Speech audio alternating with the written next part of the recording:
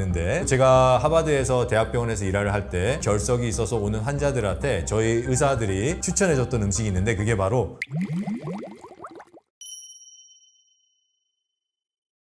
만성신장 질환의 환자 수가 아주 가파르게 증가하고 있는데, 그 가장 큰 이유는 당뇨, 고혈압의 원인을 해결하지 않았기 때문에 그렇습니다. 당뇨와 고혈압 둘 다 혈액순환 저하를 일으키는 심각한 질병들입니다. 신장은 정말 핏덩어리인 장기예요. 그쪽으로 혈액순환이 잘 돼야지 이게 유지가 되는데, 당뇨와 고혈압을 치유할 때 원인을 치유하지 않고 증상만을 치유합니다. 당뇨도 보면은 혈당 관리를 하지 혈액순환을 좋게 하지는 않아요. 고혈압도 마찬가지예요. 우리가 먹는 고혈압 약을 자세히 살펴보면 혈관이 막힌 원인을 해결하지 않고 혈관을 확장을 시킵니다. 그러면은 혈압은 떨어지지만은 그 안에 혈관을 막고 있는 원인은 그대로 존재를 하게 됩니다. 그래서 이거를 해결해 주지 않기 때문에 점점 만성신장 질환 환자들이 많아지고 있습니다. 그리고 또 하나 안타까운 사실은, 이러한 사실을 환자분들이 잘 교육을 받지 못하고 있다는 겁니다. 당뇨가 시작되면은 정기적으로 신장내과에서 검진을 받고 내 신장이 어떠한 상태인지 알고 거기에 맞게끔 예방하는 식생활 습관을 해야 되는데, 심각하게 결여가 돼 있는 상태입니다. 만성신장 질환이 정말 무서운 이유는 투석이라는 것 때문에 그런데요. 투석을 받게 되면은 삶의 질이 떨어지는 것뿐만 아니라 사망률이 증가합니다. 꼭 거기까지 가지 않더라도 우리 신장의 기능이 떨어지게 된다면은 여러 가지 일들이 일어날 수가 있습니다. 신장은 우리 몸에 있는 독소를 소변을 통해서 배출하는 기관인데, 기능이 떨어지게 된다면은 어떠한 일이 일어날까요? 바로 독이 쌓이게 됩니다. 독을 배출하기 위해서 우리 몸에서는 강력한 해독인자인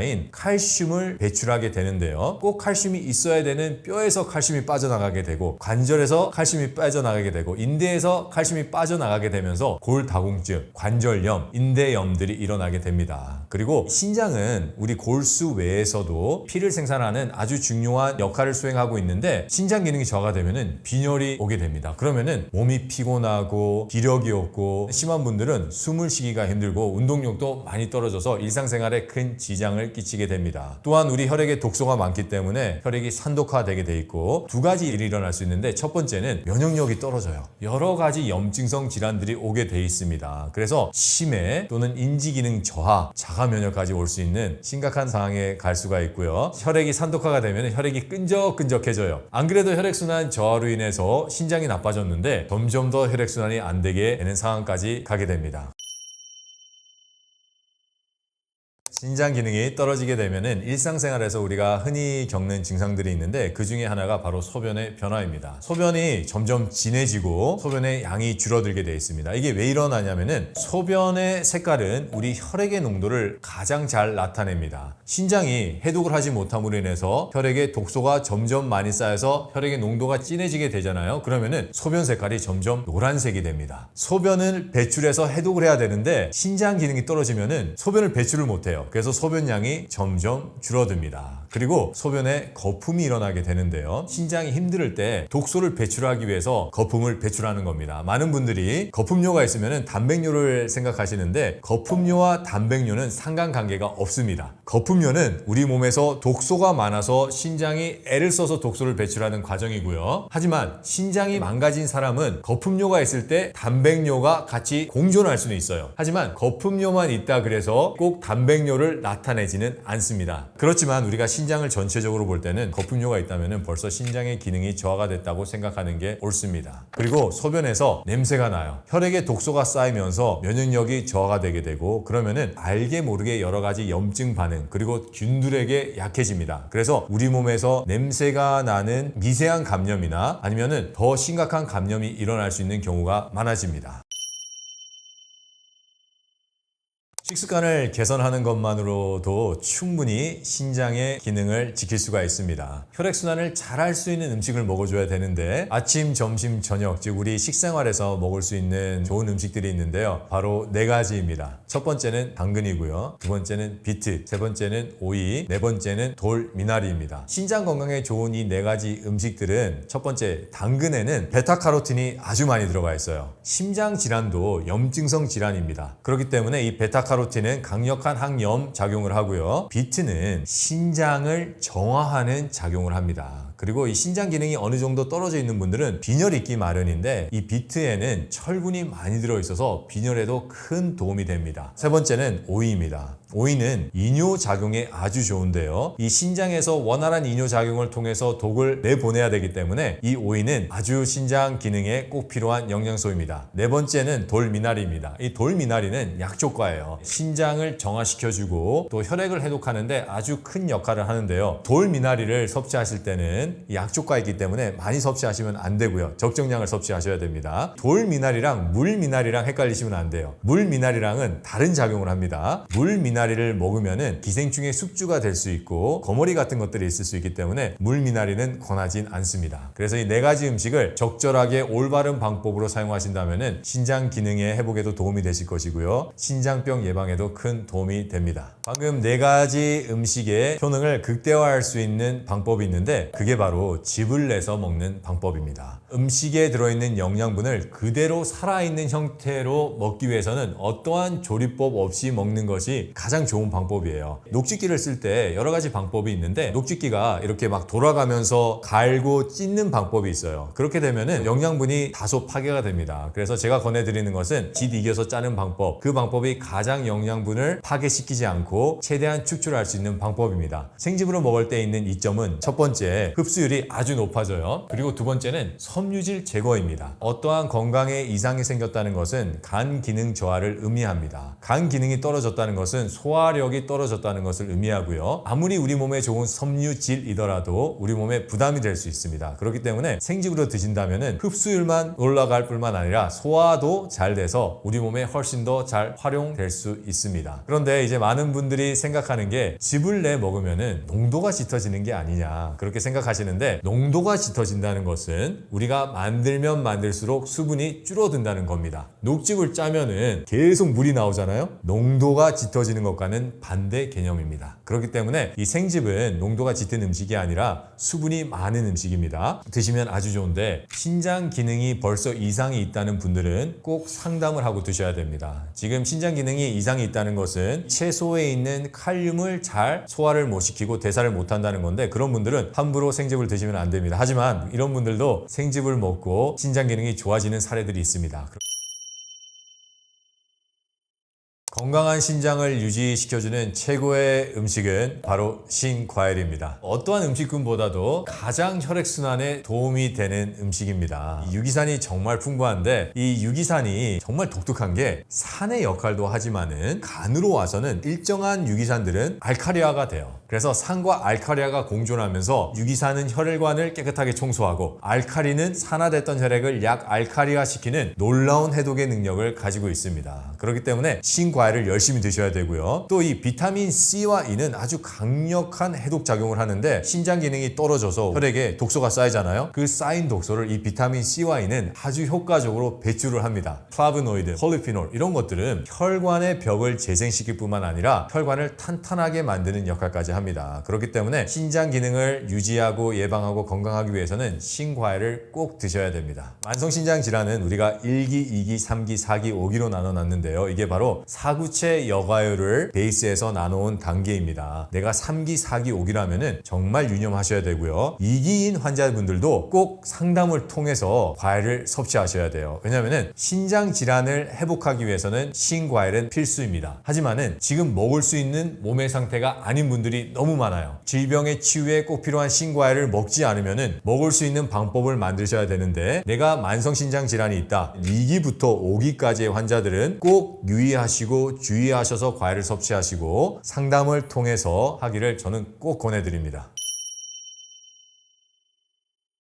신장 결석이 잘 생기고 신장 건강이 안 좋은 사람들의 특징이 있습니다. 삶은 채소를 많이 먹는 사람들인데요. 삶은 채소를 많이 먹으면은 그 안에 있는 미네랄들이 무기화돼서 결석의 재료로 쓰이게 됩니다. 또 다른 게 있는데 바로 비타민 D 영양제입니다. 비타민 D 영양제나 비타민 D 정맥주사는 연부 조직에 석회로 쌓인다는 연구 결과들이 많이 나오고 있어요. 혈관, 임파관, 관절, 뼈, 조직들입니다. 이러한 곳에 비타민 D를 먹게 된다면은 계속해서 석회로 쌓여 쌓이고 우리 신장 결석이 만들어질 수가 있습니다. 그리고 바로 고염식입니다. 소금은 NaCl이에요. 바로 염화 나트륨인데 이게 무기미네랄 상태로 존재합니다. 고염식을 하면은 신장 결석이 많이 생겨요. 그래서 저희 병원에서 하는 얘기가 비타민 D 먹지 말고 소금 줄이고 삶은 채소 그만 먹고 생채소를 많이 먹으라고 신장 결석 환자들에게 얘기를 합니다. 그렇기 때문에 이러한 습관들을 피하셔야 돼요. 신장 관리에 특히 신경을 쓰셔야 되는 분들이 있는데 바로 당뇨, 고혈압, 고지혈을 앓고 계시는 분들입니다. 이러한 질환들은 혈액순환 저하로 일어나는 질환이기 때문에 혈액순환을 아주 많이 필요로 하는 신장에게는 치명적인 질환들입니다. 그렇기 때문에 만약에 당뇨나 고혈압이나 고지혈을 앓고 계신다면 신장에 특히 많은 신경을 쓰셔야 되시고 갱년기 여성분들은 신장 질환에 조금 더 신경을 쓰셔야 돼요. 갱년기라는 것은 우리 성선에서 에스트로겐이 저하가 되면서 일어나는 것을 갱년기라고 얘기를 합니다. 에스트로겐이라는 호르몬은 여성의 호르몬을 대사를 책임지고 생식 기능에도 아주 중요한 역할을 하지만은 잘 알려지지 않는 아주 중요한 기능이 있는데 그게 바로 칼슘의 흡수를 극대화하고 칼슘을 활용하는 능력입니다. 에스트로겐이 저하가 되면서 칼슘의 활용과 흡수가 현저히 떨어지게 됩니다. 그러면은 혈액순환이 점점 떨어지게 돼 있어요. 신장이 부담을 받기 시작을 하고 독소가 잘 걸러지지 못합니다. 그러면은 독소가 쌓이는 것이 혈액뿐만 아니라 방광에 쌓이기 시작을 하는데요. 방광에 염증을 일으키기 시작합니다. 갱년기 여성들 보면은 소변의 양의 변화가 있다거나 소변을 자주 본다거나 잠에 깨서 소변을 보지 않았는데 이제는 야뇨를 여러 번 하는 이유가 바로 이 이유입니다. 좋은 음식을 먹는 것만큼 신장 건강에 좋은 생활 습관들이 있는데요. 첫 번째는 충분한 물 섭취입니다. 물을 충분히 먹어줘야지 혈액의 농도가 적당해지고 이 적당한 용도가 있어야지 소변 배출이 원활하게 일어납니다. 그래서 물을 먹어주는 것은 아주 중요한데요. 물 먹는 방법이 있습니다. 쉽게 생각을 할 때는 첫 번째, 목이 마르면 무조건 드셔야 돼요. 물이 부족하다는 신호입니다. 우리 내신경이 보내는 신호고요. 두 번째는 내 소변색이 짙다. 그러면은 무조건 소변색이 투명해질 때까지 물을 드셔야 됩니다. 그러면 물은 언제 먹으면 좋으냐? 첫 번째, 일어나자마자 미지근한 물을 한번 드세요. 우리가 잘 때는 충분한 수분 섭취가 없기 때문에 우리 혈액의 농도가 어느 정도 짙어져 있는 상태입니다. 300에서 많게는 500cc 정도를 먹어주면은 이 물은 소화가 필요가 없어요. 그래서 막바로 소장에서부터 흡수가 일어납니다. 빠른 시간 안에 우리 혈액의 농도를 옅게 만들어주고 해독하는 역할을 합니다. 그리고 식사 시간대를 피하셔야 돼요. 식사 시간 바로 전이나 식사 시간 바로 후 또는 식사 시간에 물을 먹게 된다면은 위산이 희석이 됩니다. 안 그래도 현대인들은 수많은 과로나 안 좋은 식생활 습관 때문에 거의 다 위산이 저하가 돼 있거든요. 많이 나오지가 않거든요. 그래서 소화가 잘 안 되는 상황에서 물까지 섭취해서 희석이 된다면 더 안 좋아요. 그래서 위에서 비워지는 시간은 보통 한 2시간에서 2시간 반입니다. 식사 후에 2시간 반 후에 물 드시는 게 좋고요. 그렇다면 하루에 얼마나 먹어야 될까인데 하버드에서 한 연구를 보면은 성인 남자들은 3.7리터를 먹어라. 그리고 여자는 2.6리터를 먹어라 그러는데 이거는 물만 얘기한 것이 아니라 우리가 먹는 음식에도 수분이 있기 때문에 같이 포함한 거예요. 그렇기 때문에 물만으로 생각을 했을 때는 하루에 8잔에서 10잔 정도의 물을 마셔주는 것은 아주 좋은 습관입니다. 신장 건강과 결석을 예방하는 식습관이 있는데 그게 바로 레몬즙이에요.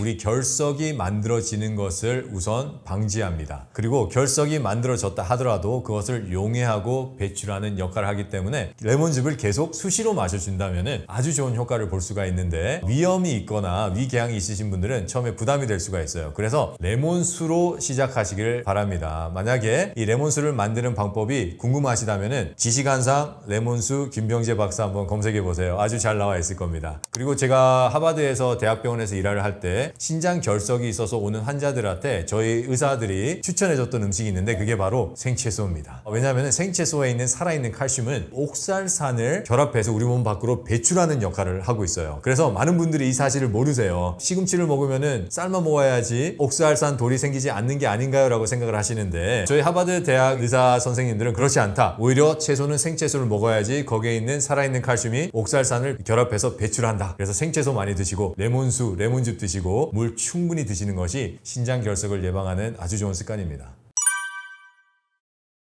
비만을 얘기할 때 너무 많이 먹고 움직이지 않아서 걸리는 질병이라고 생각을 하시는데 그렇지 않습니다. 간이 원활하게 일을 할 수 있는 영양을 충분히 공급한다면 아무리 먹어도 살이 빠지는 식생활을 하게 되는데요. 이 친구가 한 방법은 뭐냐면은 당근과 씨앗을 같이 짠 당근 씨앗즙으로 식사를 다 대처하고 중간중간에 레몬즙 많이 먹고 130kg 정도 나가던 친구가 3개월 만에 60kg가 빠졌어요. 그렇기 때문에 사과나 이런 신과일들을 많이 드셔주면 다이어트에 아주 효과적입니다. 하지만 이렇게 좋은 음식들이더라도 꼭 주의해야 될 점이 있는데요. 아무리 살을 빼고 싶어도 굶은 다이어트는 하시면 안 됩니다. 사람은 숨만 쉬어도 에너지가 소비가 돼요. 근데 굶기 시작하면은 이 에너지를 차단을 합니다. 에너지가 없으면 생명 유지가 안 되니까 우리 인체는 에너지를 어디서 가질까를 이제 찾아보게 됩니다. 그러면은 우리 몸에 에너지를 줄 수 있는 것은 이제 단백질과 지방이 남아 있는데요. 많은 분들은 우리가 먹지 않으면 지방을 태울 거라고 생각을 하시지만은 큰 오해입니다. 지방은 태우지 않습니다. 단백질을 태우기 시작을 해요. 이 단백질을 태워서 아미노산으로 바꾸고 이 아미노산을 에너지로 태우기 시작을 하는데 아미노산이 에너지로 태워지면서 발생되는 물질이 젖산입니다. 이 젖산은 우리 혈액의 독소입니다. 염증을 일으키고 혈액을 끈적끈적하게 만들어서 혈액순환을 저하를 시킵니다. 이 독소는 우리 몸에 근무력증을 일으키고 우울증을 일으키고 관절을 일으킵니다. 그래서 굶어서 빼는 다이어트는 질병을 일으키는 다이어트입니다.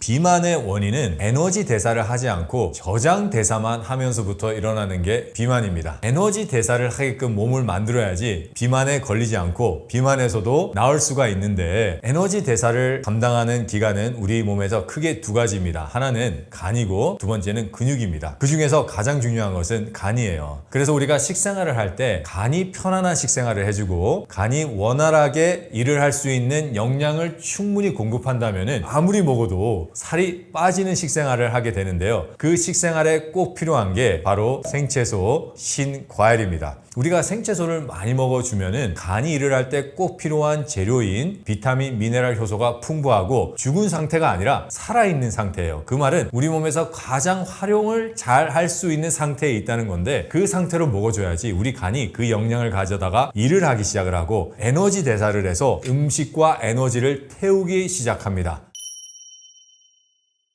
오늘 추천드릴 거는 사과입니다. 다이어트 할 때 꼭 필요한 비타민, 미네랄 효소가 아주 풍부해요. 또 섬유질 또한 풍부하기 때문에 우리 장 운동에도 아주 큰 도움이 됩니다. 하지만 그뿐 아니라 사과에는 아주 독특한 영양소인 케르세틴과 우르솔산 같은 항산화제와 강력한 유기산이 들어가 있는데요. 이 항산화제는 혈액순환을 아주 원활하게 해주는 역할을 합니다. 만약에 튀김을 먹었어요. 높은 온도에서 기름을 통해서 만들어지기 때문에 그 식품을 쓰고 있는 인지질이 과산화지질로 변하잖아요. 과산화지질은 혈액 안으로 들어와서 활성산소의 역할을 하는데 이 활성산소의 역할이 뭐냐면은 혈구들을 파괴합니다. 적혈구를 파괴하고 백혈구를 파괴하고 혈소판을 파괴해요. 그렇게 되면은 혈관 안에서 파괴된 혈구들이 점점 들러붙어서 혈전을 만들어냅니다. 이거를 해결해 주는 것이 케르세틴과 우르솔산 같은 항산화제와 유기산이에요. 이렇게 혈액순환이 잘 돼야지만이 간으로 가는 혈액순환이 잘 될 것이고 그렇다면은 간세포의 기능이 점점 올라갑니다. 간에서 일어나는 에너지 대사가 극대화되기 시작을 합니다. 그렇기 때문에 사과나 이런 신과일들을 많이 드셔주면은 다이어트에 아주 효과적입니다. 그 외에도 사과에는 이 비타민 E가 아주 풍부해요. 비만이 있는 사람들은 신진대사가 정상일 수가 없습니다. 왜냐면은 각종 혈관에 지방이 낄 뿐더러 아니라 혈관 자체도 살이 찌기 때문에 그렇거든요. 이러한 분들이 꼭 필요한 해독의 능력을 가지고 있는 것이 사과에 있는 풍부한 비타민 C와 E입니다. 사과를 드실 때는 꼭 껍질과 같이 먹는 것을 추천드립니다. 왜냐면은 빨간 껍질에는 어마어마한 항산화제들이 들어가 있습니다. 그 항산화제가 징집이 돼 있는 게 우리가 과일이나 야채를 보면은 색깔로 나타납니다. 사과를 고르실 때도 빨가면 빨갈수록 더 좋아요. 사과를 먹는 올바른 섭취 방법은 껍질과 같이 먹는 겁니다. 이 사과를 섭취하는 시간을 제가 말씀드리고 싶은데요. 가장 좋은 시간대는 저녁입니다. 많은 분들이 저녁에는 사과를 먹지 말라고 잘못 알고 계시는데 완전히 잘못된 건강 상식입니다. 우리가 하루를 살아갈 때 에너지를 필요로 해요. 아침과 점심은 충분한 에너지를 먹어줘야 됩니다. 우리의 신진대사나 기초대사의 능력이 현저히 올라가고요. 장내 미생물들이 살 수 있는 환경이 훨씬 더 좋아지고 장내 미생물들이 분비하는 여러 가지 호르몬이 향상된다는 연구들이 많이 있습니다. 그렇기 때문에 아침에는 에너지가 충분히 있는 양질의 생채소와 좋은 통곡식, 생씨앗이 위주인 식생활을 하시고 점심도 마찬가지예요. 그렇게 드시고 저녁에는 집에 와서 에너지를 쓰는 일이 현저히 떨어지잖아요. 그때는 혈액을 정화시키고 우리의 몸을 재충전하고 세포를 재생할 수 있는 사과와 같은 과일을 드시는 게 아주 좋습니다. 사과보다 다이어트에 더 효능적인 과일이 있는데 그게 바로 레몬입니다. 레몬을 드시는 분들을 주위에서 살펴보면은 가장 먼저 일어나는 변화 중에 하나가 체중 감소입니다. 비타민도 많고 유기산도 많아서 우리 혈액순환을 좋아하지만은 직접적으로 지방을 태우는 역할을 합니다. 우리 몸이 지방을 태우지 못하는 이유는 비타민 미네랄 효소가 부족하기 때문이에요. 그런데 이 비타민 미네랄 효소가 아주 징집되어 있는 신과일이 바로 레몬입니다. 이게 부족하면은 우리 몸에서는 지방을 태울 수 있는 일이 없어요. 이게 일어나지 않아요. 그렇기 때문에 레몬과 같이 신과일이 직접적으로 지방을 태우는 역할도 하고 또 비타민 미네랄 효소를 대량 공급해서 원활하게 지방을 태우기 시작을 합니다. 근데 이 레몬은 에너지 또한 풍부해요. 레몬을 먹고 운동을 하면은 일석이조가 됩니다. 저 같은 경우는 공복에 유산소 운동이나 근력 운동하는 것을 추천드리는데 이때 에너지가 결핍이 되면 안 돼요. 그래서 저는 아침에 일어나서 레몬 주스와 자몽 주스와 오렌지 주스를 30분씩 간격을 두고 한 1리터 정도를 마셔요. 충분한 에너지가 공급이 되고요. 에너지를 더 만들기 위해서 지방을 태우기 시작을 합니다. 근육은 증가하고 지방은 점점 빠져서 몸이 슬림하면서 쫙 붙는 근육으로 변하게 돼요. 비만이신 분들한테 제가 추천드리는 것은 아침에 레몬과 신과일을 충분히 먹으면서 공복에 유산소 운동을 하는 걸 추천드립니다. 신과일만큼 다이어트에 아주 효과적인 채소가 있습니다. 그게 바로 당근입니다. 왜냐면은 두 가지 핵심 영양이 들어가 있습니다. 하나는 바로 칼슘입니다. 당근은 채소 중에서 가장 많은 칼슘을 함유하고 있습니다. 칼슘은 간이 일을 하기 위해 꼭 필요하고 또 우리 근육이 만들어지는데 꼭 필요한 영양입니다. 에너지 대사는 간과 근육에서 활발하게 일어납니다. 그렇기 때문에 음식을 태우기 위해서는 이 두 가지의 장기가 원활하게 돌아가야 되는데요. 잘못된 식생활 습관으로 인해서 산화되기 시작하면은 알뷸민이라는 혈전 단백질에서 살아있는 칼슘이 떨어져서 우리 혈액을 다시 약알칼리화 시킵니다. 칼슘은 강력한 알칼리 인자예요. 활성산소든지 정제된 당이든지 이러한 독소가 들어오게 된다면은 혈관 안에 효소화된 칼슘이 떠다닙니다. 당근에 있는 칼슘은 우리 몸에 들어오는 독소를 다 잡아서 배출을 합니다. 그렇기 때문에 칼슘은 강력한 해독 인자이고 알칼리 인자입니다. 간의 신진대사와 간 세포 회복에 필수인 영양입니다. 근데 이 칼슘이 우리 근육 생성에도 꼭 필요합니다. 아미노산과 테스토스테론이라는 호르몬이 합쳐져서 근육이 생성이 되거든요. 이 단계에 꼭 필요한 게 대량의 살아있는 칼슘이에요. 대량의 살아있는 칼슘을 공급해 줄 수 있는 가장 좋은 채소가 당근입니다. 당근을 가장 효과적으로 섭취하는 것은 생으로 대량 섭취하는 방법입니다. 생으로 먹어야 되는 이유는 영양소의 보존 때문에 그렇습니다. 저희 의사들이 이제 신장 질환이 있는 환자분들이 병원에 오면은 이렇게 얘기를 해요. 칼륨 때문에 채소를 삶아서 드세요 라고 얘기를 해요. 칼륨도 채소에 있는 영양이에요. 칼륨만 딱 죽여버리고 나머지 영양은 딱 살리고 그러지 않습니다. 다 같이 영양이 파괴가 돼요. 채소를 삶아 먹게 된다면 다수의 영양이 파괴됩니다. 당근도 다르지 않아요. 심각한 에너지 대사에 기능 저하가 있다는 것은 심각한 결핍을 얘기하는 거거든요. 그것을 메꾸기 위해서는 우리가 대량으로 먹어줘야 되는데 당근을 대량으로 먹을 수 있는 방법이 생즙으로 내서 마셔주는 방법이 아주 좋습니다. 당근 주스를 먹는 방법이 있는데요. 식사 시간 1시간 전에 드셔야 되고요. 한 번 시작할 때 200cc로 시작을 해보세요. 그래서 아침 드시기 전에 200cc, 점심 드시기 전에 200cc 이렇게 한번 시작을 하면 아주 좋은 시작이 될 겁니다.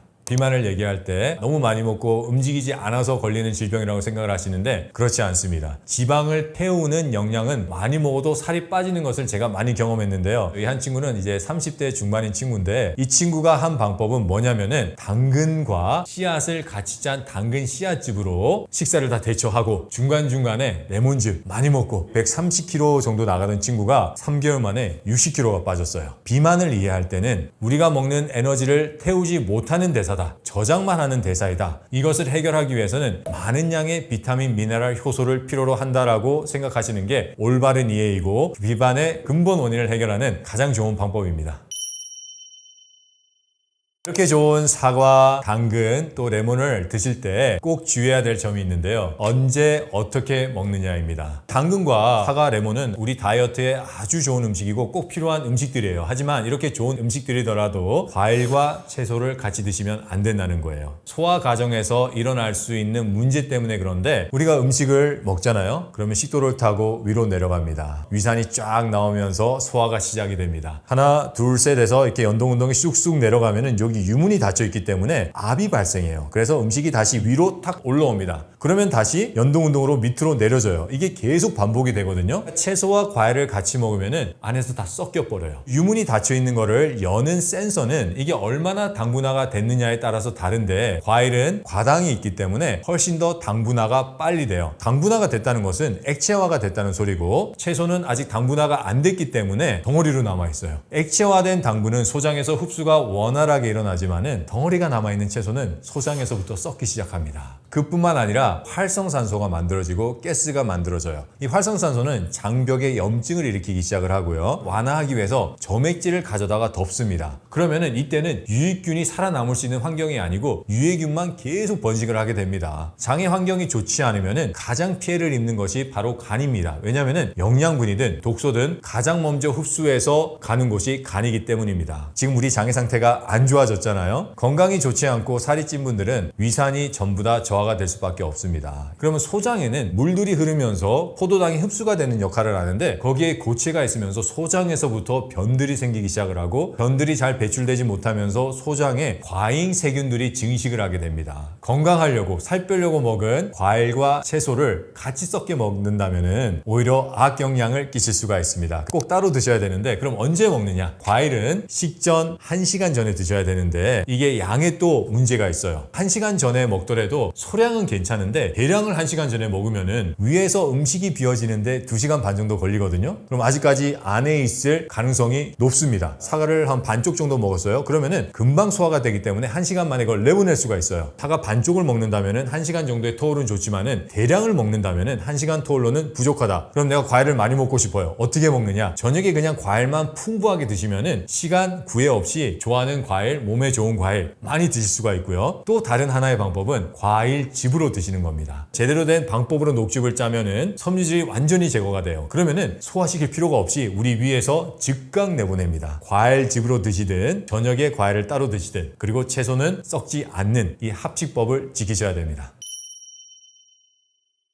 오히려 살을 찌우고 다이어트에 방해가 되는 식단은 비타민, 미네랄, 효소가 심각하게 결핍된 식단입니다. 비만은 생채소와 생과일과 생씨앗을 충분히 먹어주지 않았기 때문에 생기는 질병입니다. 그래서 이러한 식생활 습관을 고치시고 에너지 대사를 급격하게 저하시키는 튀김 그리고 후라이팬에 볶은 음식 급격히 활성산소를 만들기 때문에 드시면 안 됩니다. 간식도 마찬가지예요. 간식은 우리 간이 쉴 틈을 주지 않고 안 그래도 피곤한 간이 계속 일을 하게 만듭니다. 이렇게 되면은 간이 또 피해를 입어요. 그래서 이러한 생활 습관을 잘 지켜주면은 충분히 먹어도 살이 찌지 않고 다이어트 할 수 있는 식생활 습관을 가지게 됩니다. 잘못된 운동은 오히려 살을 찌울 수가 있습니다. 바로 과로하는 운동이에요. 과로를 하게 되면은 가장 피해를 받는 장기가 간입니다. 간에서는 계속해서 떨어지는 에너지 대사로 우리가 운동은 하지만은 에너지를 태우지 못하고 저장을 하게 됩니다. 과로하는 운동은 저장 대사를 하게끔 해서 살을 찌운다라고 생각하시면 쉽게 생각이 되실 거예요. 운동을 할 때 여러분 에너지를 충분히 공급해 주셔야지 과로가 오지 않고요. 그리고 그 에너지원에 비타민, 미네랄, 효소가 충분해야지 간이 지방을 태울 수가 있어요. 간이 피로하지 않고 에너지 대사를 원활하게 하고 우리 몸에 쌓인 지방을 태울 수 있는 운동법이거든요. 그래서 그 운동법은 뭐냐면은 공복에 유산소 운동을 하는 겁니다. 그리고 근력 운동도 꼭 하셔야 돼요. 왜냐면은 근육이 에너지 대사를 하는 장기입니다. 궁극적으로 우리를 비만에서 해결하는 것은 면밀히 따지자면은 유산소 운동이 아니라 근력 운동입니다. 근력 운동을 꼭 하시고 충분한 에너지, 비타민, 미네랄, 효소를 공급해 주셔야 됩니다.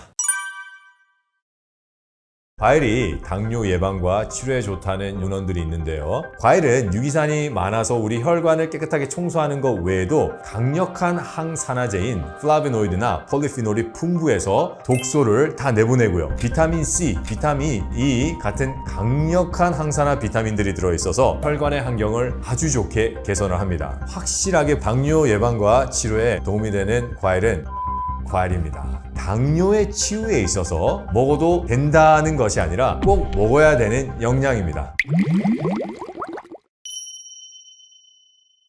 고혈압, 고지혈보다 훨씬 무서운 질병이 바로 당뇨입니다. 당뇨는 혈관 막힘으로 시작해서 혈관 막힘으로 끝나는 질병입니다. 인체가 살아가기 위해서는 혈액순환이 꼭 필요합니다. 좋은 피가 필요하고 그 피가 가는 혈관이 깨끗해야지 각 세포로 가는 충분한 영양소와 산소가 운반이 돼서 세포가 신진대사를 하게 되고 이 신진대사가 원활해야지 장기가 건강할 수가 있는데 당뇨는 생명 유지에 가장 필요한 혈액순환을 저하하는 질병이기 때문에 시작부터 끝까지 심각한 합병증들이 오는데요. 그 중에서 가장 대표적인 합병증들을 보면은 혈관이 징집되어 있는 곳에 합병증들이 많이 만들어집니다. 예를 들어서 신장, 즉 콩팥은 핏 덩어리예요. 핏 덩어리인 장기에 혈액순환이 저하가 되면서 신장 세포들이 죽어나가기 시작하고 기능이 저하되고 재생하지 못할 때 일어나는 질병이 바로 만성신장 질환입니다. 만성신장 질환이 있으면은 여러 가지 합병증들, 골다공증, 요독증, 빈혈 이런 것들이 나오는데 거기서 그치지 않고 투석을 하게 되고요. 또 모세혈관이 징집되어 있는 기관인 눈에 합병증이 일어나면은 녹내장부터 심각하게는 망막 질환으로 실명에 이르기까지 합니다.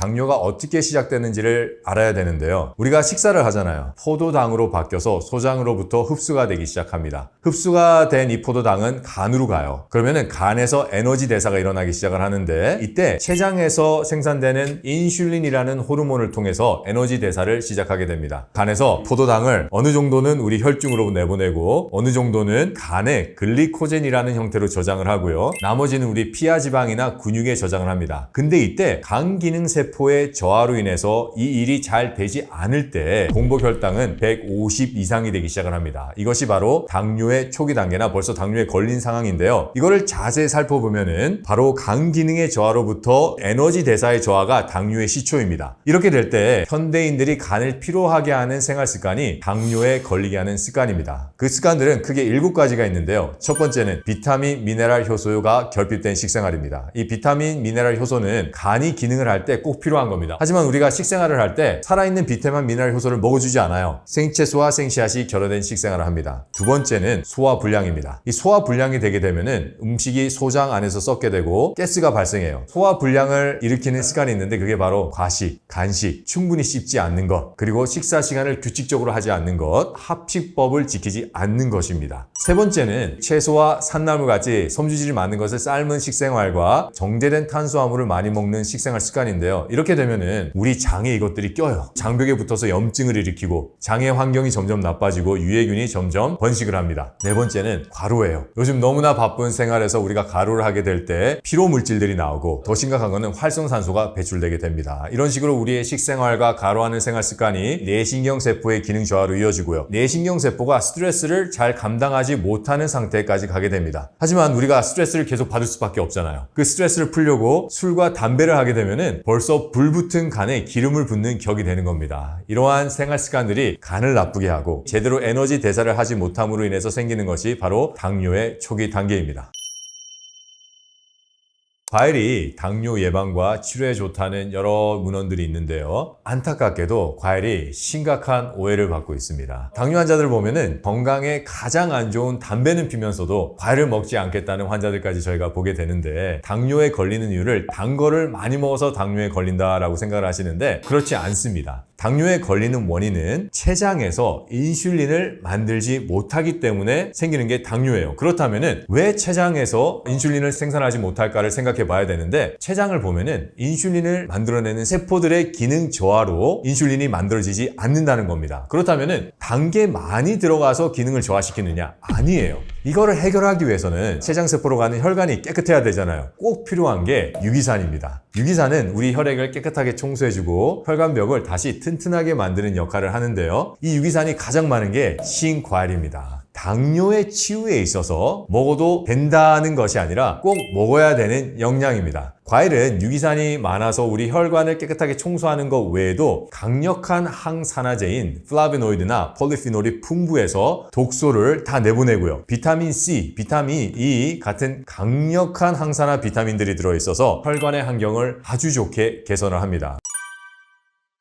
요즘에는 단 과일이 많아져서 어떤 과일은 설탕보다 더 달게 느껴지는 과일들이 있습니다. 하지만 이런 과일들조차도 당뇨 환자들이 먹어도 괜찮습니다. 우리가 과당을 얘기할 때는 두 가지의 과당이 있습니다. 한 가지의 과당은 정제된 과당이고요. 다른 과당은 천연의 과당, 즉 과일 안에 있는 과당을 얘기합니다. 정제된 과당은 빵, 국수, 시리얼, 과자 이러한 과당은 우리 몸에 들어와서 간에 지방으로 끼고요. 혈관을 막는 역할을 하고 염증을 일으키는 역할을 합니다. 하지만 이 천연의 과당, 즉 과일에 있는 과당은 정제된 과당과는 달라요. 비타민, 미네랄, 효소에 둘러싸여 있는 하나의 응집체예요. 이 응집체가 있기 때문에 천연의 과당은 우리 몸에 들어와서 좋은 에너지원이 되기도 하고요. 혈관을 청소해 줄 수 있는 비타민, 미네랄, 효소가 같이 존재하기 때문에 우리의 혈액순환을 원활하게 해주는 역할을 합니다. 하지만 비타민, 미네랄, 효소를 딱 제거하면은 과일에 있는 과당도 정제된 과당과 보면은 똑같기 때문에 많은 사람들이 오해를 하는데, 과일은 그렇게 이해를 하시면 안 되고 비타민, 미네랄, 효소와 같이 존재하기 때문에 이게 다르다라고 생각을 하셔야 됩니다. 이거를 아주 확연하게 잘 보여주는 연구가 있는데요. 미국 UC 샌프란시스코라는 의과대학이 있습니다. 대사증후군이 있는 아이들을 모아서 두 그룹으로 나눴습니다. 다른 음식은 그대로 다 먹었어요. 한 가지 딱 구분을 둔 게 뭐냐면은 그룹 A에서는 계속 과자를 먹이고 정제된 과당이에요. 그룹 B는 그 정제된 과당을 과일로 바꿨어요. 딱 달라진 거는 아무것도 없어요. 일부러 체중도 그대로 뚱뚱하게 유지를 했어요. 그래서 딱 달라진 거는 정제된 과당을 과일에 있는 천연의 과당으로만 바꿨을 뿐인데, 이거를 먹은 아이들의 건강이 엄청 좋아졌습니다. 정제된 과당과 천연의 과당의 차이점을 확실하게 보여준 연구입니다.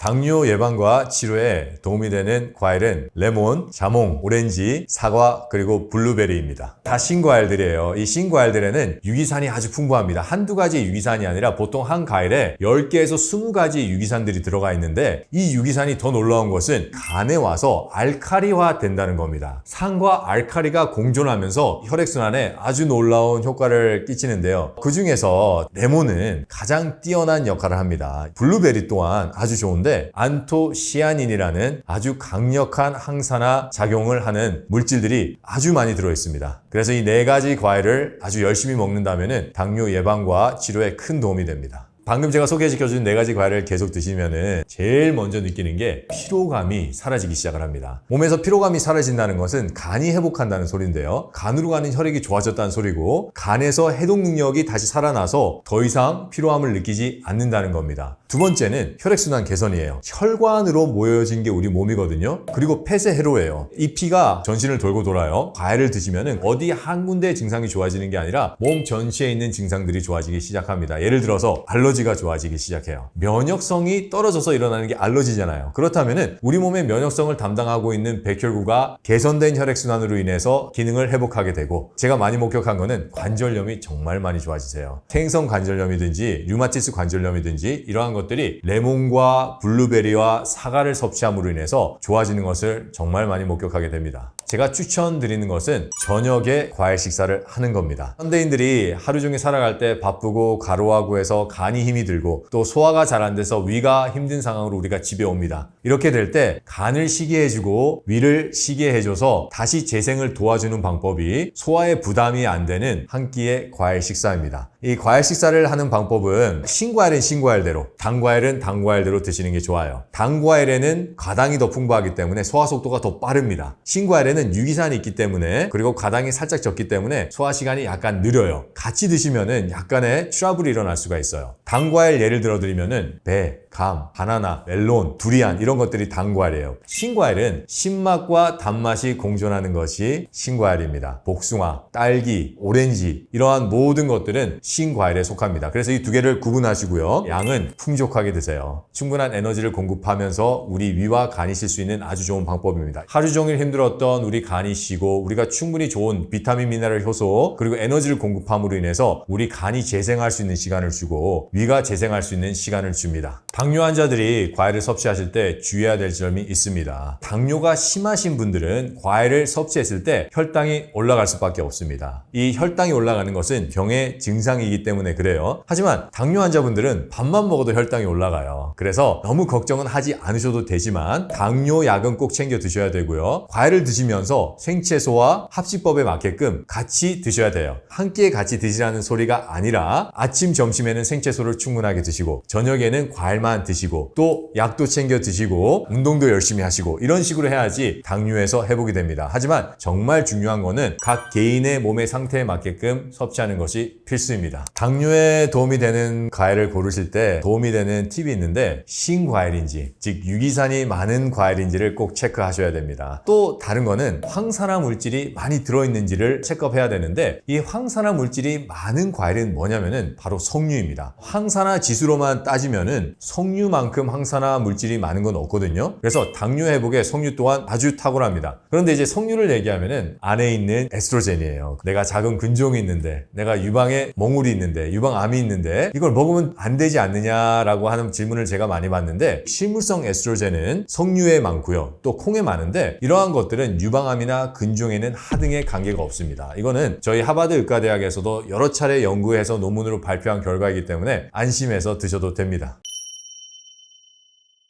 지금 당뇨가 싫고 옆에서 당뇨에 걸리는 많은 사람들을 봐서 내가 정말 당뇨라는 병에 걸리기 싫다. 그래서 예방을 꼭 해야 되겠다. 아니면 내가 이제 당뇨에 걸려서 지긋지긋하다. 합병증도 지긋지긋하다 하는 분들이 꼭 끊어야 되는 세 가지 음식이 있는데 첫 번째는 삶은 섬유질입니다. 이 삶은 섬유질을 먹게 된다면 그 안에서 많은 무기 미네랄들이 일어나게 돼 있어요. 채소를 데쳐 먹는다든지 삶아 먹는다든지 산나물을 먹는다는 건데 혈관 건강에 아주 좋지 않습니다. 그렇기 때문에 최소화시켜야 되고요. 우리 혈관을 막는 점액질을 생성하는 음식들입니다. 점액질을 생성하는 음식들은 바로 맵고 짜운 음식입니다. 옛날에 술을 먹고 매운 해장국을 먹으면 콧물이 나오고 가래가 끼는 것을 알고 있는데 그만큼 빨리 자극적인 음식에서 대비하기 위해서 점액질을 생성해내고 그 점액질은 우리 혈관을 막는 역할을 합니다. 맵고 짜운 음식 줄이셔야 됩니다. 그 다음 음식은 바로 튀김입니다. 높은 온도에서 기름을 가열해서 튀기기 때문에 식품에 있는 모든 영양을 파괴할 뿐만 아니라 식품을 둘러싸고 있는 인지질을 과산화 지질로 바꾸는 역할을 하는데 바로 활성산소입니다. 혈관벽에 염증을 일으키는 가장 중요한 원인입니다. 그래서 제가 말씀드린 이 세 가지 음식을 꼭 끊으셔야 됩니다. 당뇨를 예방하는 최고의 생활습관은 바로 간을 편안하게 하는 생활습관입니다. 간을 괴롭히지 않아야지 당뇨의 시작조차 하지 않거든요. 간을 편안하게 해주는 생활습관이 뭔지 한번 살펴봐야 되는데 첫 번째는 소화불량이 없는 식생활 습관을 가져야 됩니다. 우리가 소화불량이 생기게 되면 음식이 장에서 썩어서 방기가 발생합니다. 이 방기가 발생할 때 활성산소가 같이 만들어지는데요. 두 번째는 삶은 섬유질이나 정제된 탄수화물을 많이 먹게 되면 우리 장벽에 쌓이게 되고 장주름이 있거든요. 그 주름에 계속 끼게 돼 있어요. 유해균을 번식시킵니다. 세 번째는 과로를 하시면 안 돼요. 스트레스를 잘 감당할 수 있도록 햇볕도 하루에 적어도 1시간 정도는 쬐어주시고 또 식생활도 잘 챙겨 드셔서 스트레스를 잘 감당하는 생활 습관을 하셔야 되고요. 무엇보다도 술, 담배를 하시면 안 됩니다. 술, 담배는 우리 간에 가장 직접적으로 큰 피해를 주는 거기 때문에 술, 담배를 끊으셔야 됩니다. 이렇게 간을 편안하게 해주는 생활 습관을 하게 된다면 간세포가 기능을 원활하게